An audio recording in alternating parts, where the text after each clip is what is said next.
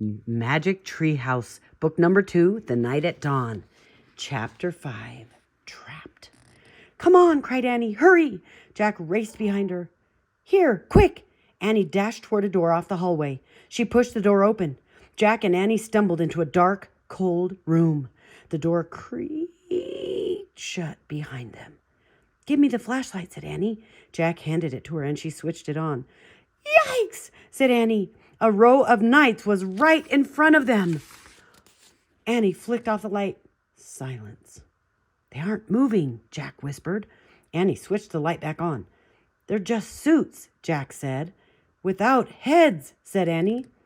"Let me have the flashlight for a second," said Jack, "so I can look in the book." Annie handed Jack the flashlight. He pulled out the castle book. He flipped through the pages until he found what he was looking for. Jack put the book away. "It's called the Armory," he said. "It's where armor and weapons are stored." He shined the flashlight around the room. "Oh, man," whispered Jack.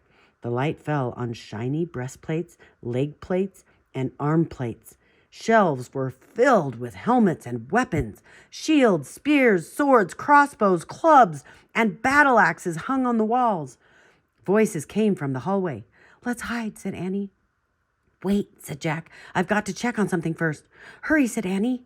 "It'll take just a second," said Jack. "Hold this." He handed Annie the flashlight. He tried to lift a helmet from a shelf. It was too heavy. He bent down and dragged the helmet over his head. The visor slammed shut. "Oh, man," thought Jack. "This is worse than having a 5-year-old on my head. It's like having a 10-year-old on my head." Not only could Jack not lift his head, he couldn't see anything either. "Jack!" Annie sounded far away. "They're getting closer." "Turn off the flashlight," Jack's voice echoed inside the metal helmet. He struggled to get the helmet off. Suddenly, he lost his balance and went crashing into other pieces of armor. Oh, no. It's going to be noisy. Metal plates and weapons clattered to the floor. Jack lay on the floor in the dark. He tried to get up, but his head was too heavy. He heard deep voices. Someone grabbed him by the arm. The next thing he knew, his helmet was yanked off. He was staring into the fiery light of a torch. Oh, no, because they didn't have flashlights back then. They used torches. Ooh, that's the end of chapter 5. I'll see you in chapter 6.